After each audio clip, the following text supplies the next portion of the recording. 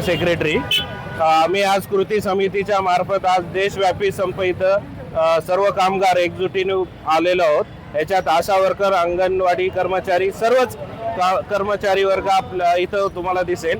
खरं तर जे 4 लेबर कोड आहेत जे मोदी सरकारने इथं आमच्या कामगारांवर लादण्याचा जो प्रयत्न केलेला आहे ते आणून पाडण्यासाठी आजचा देशव्यापी संप आम्ही यशस्वीपणे पार पाडण्याचं काम करत असतो। त्याच्यामध्ये मोदी सरकारने त्यांची ॲडव्हर्टाइजमेंट पेपर मीडिया असेल, इलेक्ट्रॉनिक मीडिया असेल की ती कशी चांगली आहे हे दाखवण्याचा प्रयत्न केलेला आहे, पण त्याचे किती तोटे आहेत हे आम्ही आज कामगारांना, त्यांच्या पूर्ण कंपन्या असतील, अंगणवाडीच्या सेविकांपर्यंत असतील, त्याच्यानंतर जे आपल्या आशा वर्कर असतील यांच्यापर्यंत दाखवलेलं आहे। येणाऱ्या काळामध्ये परमनंट कामगार हा परमनंट राहणार नाही, त्याच्यानंतर 12 तास कामाचे वाढणार आहेत, त्याच्यानंतर अशा अनेक अटी आहेत ज्याच्यात युनियनला त्यांचे अधिकार कमी आणि त्यांच्या मालकांना जास्त युनियन कोणती लावायची आणि कोणती राहू द्यायची हे सर्व अधिकार मालकांना देण्यात आलेले आहेत।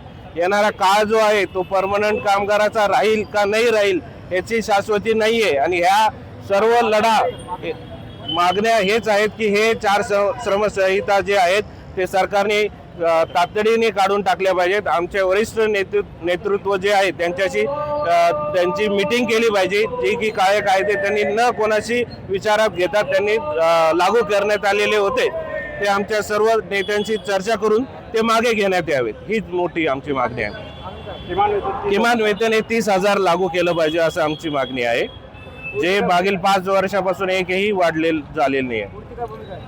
पुढची भूमिका हेच आहे की जर यावेळेस आमच्या वरिष्ठ कमिटी यांच्यासोबत जर राज्य सरकार, केंद्र सरकारने चर्चा नाही केली तर हाच मोर्चा तीव्रतेने आम्ही दिल्ली येथे करण्यात येईल।